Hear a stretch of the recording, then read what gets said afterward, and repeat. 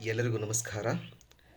ಮಹರ್ಷಿ ಪತಂಜಲಿಯವರ 11ನೇ ಸೂತ್ರ ಅನುಭವಿತ ವಿಷಯ ಸಂಪ್ರಮೋಷಃ ಸ್ಮೃತಿ. ಇದರ ಒಂದು ಪದಶಃ ಅರ್ಥವನ್ನು ನೋಡಲಿಕ್ಕೆ ಏನನ್ನು ನಾವು ಅನುಭವಿಸಿರ್ತೀವಿ ಅದರ ವಿಷಯವನ್ನು ಅನುಭವದ ವಸ್ತುವಾಗಿ ನಾವು ನೋಡಲಿಕ್ಕಾಗುತ್ತೆ. ಯಾವುದನ್ನು ನಾವು ಅಸಂಪ್ರಮೋಷಃ ಅಂದರೆ ಯಾವುದು ಕಳೆದು ಹೋಗಿರುವುದು, ಯಾವುದು ತಪ್ಪಿಸಿಕೊಂಡಿರುವುದು, ಸೊ ಅದು ನಮ್ಮ ಸ್ಮೃತಿ ಅಂದರೆ ನೆನಪಿನಲ್ಲಿ ಉಳ್ಕೊಂಡಿರ್ತದೆ. ಅದನ್ನು ನಾವು ಒಟ್ಟಿನಲ್ಲಿ ಇದರ ಅರ್ಥವನ್ನು ನೋಡಲಿಕ್ಕಾಗಿ ಯಾವುದನ್ನು ನಾವು ಅನುಭವಿಸಿದ ವಿಷಯಗಳು ಅಥವಾ ಕಳೆದು ಹೋಗದೆ ಮನಸ್ಸಿನಲ್ಲಿ ಉಳಿಯುವುದೇ ಅದು ಸ್ಮೃತಿಯಾಗಿರ್ತದೆ. ಅದು ನಮ್ಮ ನೆನಪಿನಲ್ಲಿ ಆಳವಾಗಿ ಉಳಿದುಕೊಂಡಿರ್ತದೆ. ಸೊ ಇದನ್ನು ನಾವು ನೋಡಲಿಕ್ಕಾಗಿ ಅನುಭವಿಸಿದ ಒಂದು ವಿಷಯವನ್ನು ಅಂದರೆ ಯಾವುದನ್ನು ನೋಡಿರ್ತೇವೆ, ಯಾವುದನ್ನು ಕೇಳಿರ್ತೇವೆ, ಯಾವುದನ್ನು ನಾವು ಅನುಭವಿಸಿರ್ತೇವೆ ಜೀವನದಲ್ಲಿ, ಅವು ನಮ್ಮ ಮನಸ್ಸಿನಲ್ಲಿ ಗುರುತು ಬಿಟ್ಟು ಉಳ್ಕೊಂಡ್ಬಿಡ್ತದೆ. ಅಂದರೆ ಅದು ಒಂದು ಪರ್ಮನೆಂಟಾಗಿ ಮನಸ್ಸಿನಲ್ಲಿ ಎಲ್ಲೋ ಒಂದಲ್ಲಿ ಉಳ್ಕೊಂಡಿರ್ತದೆ. ಆ ಗುರುತುಗಳು ಏನಾಗಿರ್ತದೆ ಅಂದರೆ ಮತ್ತೆ ಮತ್ತೆ ಪದೇ ಪದೇ ನಮಗೆ ನೆನಪುಗಳಾಗಿ, ನಮ್ಮ ಭಾವನೆಗಳಾಗಿ, ನಮ್ಮ ಪ್ರತಿಕ್ರಿಯೆಗಳಾಗಿ ಪದೇ ಪದೇ ಬರ್ತಾ ಇರ್ತದೆ. ಇದನ್ನೇ ನಾವು ಸ್ಮೃತಿ ವೃತ್ತಿ ಎಂದು ಕರಿತೇವೆ. ಮನಸ್ಸಿನ ಒಂದು ಸ್ಮೃತಿ ವೃತ್ತಿ ಎಂದು ನಾವು ಇದನ್ನು ಕರೀಲಿಕ್ಕೆ ಸಾಧ್ಯವಾಗುತ್ತೆ. ಉದಾಹರಣೆ ನೋಡಬೇಕಂತಂದು ಹೇಳಿದರೆ, ನಾವು ಒಂದು ಸಂತೋಷದ ಕ್ಷಣವನ್ನು ಅನುಭವಿಸಿದ್ದೇವೆ ಎಂದರೆ ಅದು ಮತ್ತೆ ನೆನಪಾಗಿ ನಮಗೆ ಸಂತೋಷವನ್ನು ಕೊಡುತ್ತದೆ. ಒಂದು ವೇಳೆ ನಾವು ಯಾವುದೇ ಒಂದು ವಿಷಯವನ್ನು ದುಃಖದ ಘಟನೆಯನ್ನು ಅನುಭವಿಸಿದ್ದೇವೆ ಅಂತಂದು ಹೇಳಿದರೆ ಅದು ನಮಗೆ ದುಃಖದ ನೆನಪು ಅಥವಾ ಕಹಿ ನೆನಪನ್ನು ನಮಗೆ ಕೊಡ್ತದೆ. ಸೊ ಹೀಗೆ ಮತ್ತೆ ಮತ್ತೆ ನೆನಪಾಗಿ ನಮಗೆ ನೋವು ಅಥವಾ ಸಂತೋಷವನ್ನು ಅದು ಕೊಡ್ತಾ ಇರ್ತದೆ. ಈ ಎರಡೂ ಸ್ಮೃತಿಯ ಒಂದು ವೃತ್ತಿಗಳಾಗಿದ್ದಾವೆ.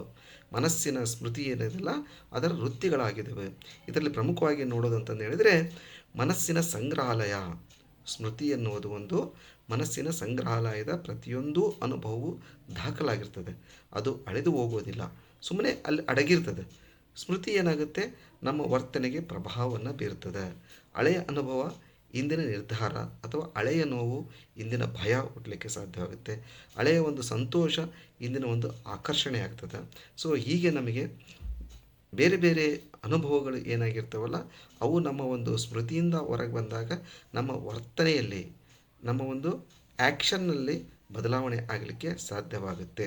ಸೊ ಈ ಒಂದು ಸ್ಮೃತಿ ಎನ್ನುವುದು ಒಂದು ಬಂಧನದ ಮೂಲವೂ ಆಗಬಹುದು. ದುಃಖದ ನೆನಪುಗಳಲ್ಲಿ ಸಿಲುಕಿದರೆ ಮನಸ್ಸು ಶಾಂತವಾಗಿರುವುದಿಲ್ಲ. ಯೋಗದ ದೃಷ್ಟಿಯಲ್ಲಿ ನೋಡಬೇಕಂತಂದರೆ ಸ್ಮೃತಿಗಳನ್ನು ಅಳಿಸುವುದಲ್ಲ, ಅವುಗಳಿಂದ ಬಂಧನವಾಗದಂತೆ ಹೇಗೆ ಇರುವುದು ಅನ್ನೋದನ್ನು ನಾವು ಈ ಒಂದು ಯೋಗದ ಮೂಲಕ ತಿಳ್ಕೊಳ್ಳಿಕ್ಕೆ ಸಾಧ್ಯವಾಗುತ್ತೆ. ಸೊ ಹೀಗೆ ನಾವು ಯಾವುದೇ ಒಂದು ನೆನಪು ಬರಬಹುದು, ಆದರೆ ಅದರಲ್ಲಿ ಯಾವುದೂ ಸಿಲುಕಬಾರದು. ಪ್ರಾಯೋಗಿಕವಾಗಿ ನಾವು ನೋಡಲಿಕ್ಕೆ ಆದರೆ ಹಳೆಯ ಘಟನೆಗಳನ್ನು ಮತ್ತೆ ಮತ್ತೆ ನಾವು ಯೋಚಿಸಿ ನೆನಪು ಬಂದಾಗ ಸಾಕ್ಷಿಯಾಗಿ ನೋಡಬೇಕದನ್ನ. ಅದು ಒಂದು ಸಾಕ್ಷಿ ರೂಪದಲ್ಲಿ ನೋಡಿಬಿಟ್ಟು ಇದು ಕೇವಲ ಸ್ಮೃತಿ ಎಂದು ಅರಿತು ಅದನ್ನು ಕೈ ಬಿಟ್ಟಿವಿ ಅಂತಂದು ಹೇಳಿದರೆ ನಾವು ಆ ಯಾವುದೇ ಒಂದು ಸ್ಮೃತಿಯಲ್ಲಿ ಸಿಲುಕು ಹಾಕಿಕೊಳ್ಳೋದಿಲ್ಲ. ಅದನ್ನು ಕೇವಲ ಸಾಕ್ಷಿ ರೂಪದಲ್ಲಿ ನೋಡಲಿಕ್ಕೆ ಸಾಧ್ಯವಾಗುತ್ತೆ. ಇದರಿಂದ ಏನಾಗುತ್ತೆ, ನಮ್ಮ ಮನಸ್ಸು ಬಹಳಷ್ಟು ಹಗುರವಾಗ್ತದೆ. ಇದರಿಂದ ನಾವು ತಿಳ್ಕೋಬೇಕಾಗಿದ್ದು ಏನಂತಂದು ಹೇಳಿದರೆ ಹಿಂದಿನ ಅಂದರೆ ಹಳೆಯ ಯಾವುದೇ ಘಟನೆಗಳನ್ನು ಹಿಡಿದಿಟ್ಟುಕೊಂಡು ಶಾಂತಿ ಕಳೆದುಕೊಳ್ಳಬಾರದು. ಅದನ್ನು ನಾವು ಕೇವಲ ಬಿಡಲು ಕಲಿತರೆ ಹಳೆಯ ನೆನಪುಗಳು ಆಗ್ತಿರ್ತವೆ. ಅವುಗಳನ್ನ ಎಷ್ಟನ್ನು ನಾವು ಬಿಡ್ತಾ ಬಿಡ್ತಾ ಬಿಡ್ತಾ ಹೋಗ್ತೇವೆ, ಅದರಿಂದ ನಮಗೆ ಸ್ವಾತಂತ್ರ್ಯ ಸಿಗ್ತದೆ.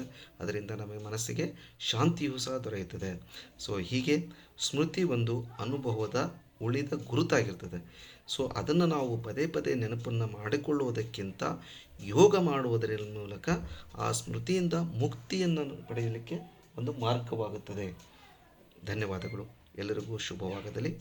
ಈ ಒಂದು ಮತ್ತೊಮ್ಮೆ ಭೇಟಿಯಾಗೋಣ ಈ ಒಂದು ಮತ್ತೊಂದು ಮಹರ್ಷಿ ಪತಂಜಲಿಯವರ ಸೂತ್ರದ ಮೂಲಕ. ಎಲ್ಲರಿಗೂ ಶುಭವಾಗಲಿ.